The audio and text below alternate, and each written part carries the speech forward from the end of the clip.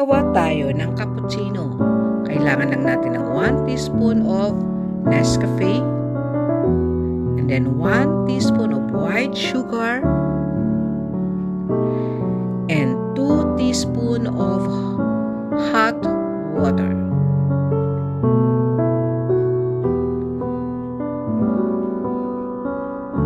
And then, gagamit tayo nitong electric wire whisk para po magiging maganda ang kanyang outcome. Pwede rin tayong gumamit ng kutsarita. Hahaluin lang natin ng tuloy-tuloy. At nag-init nga pala ako ng milk.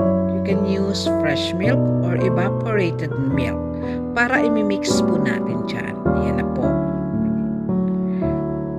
And then, hahaluin lang natin. So, pwede na natin itong iserve our cappuccino.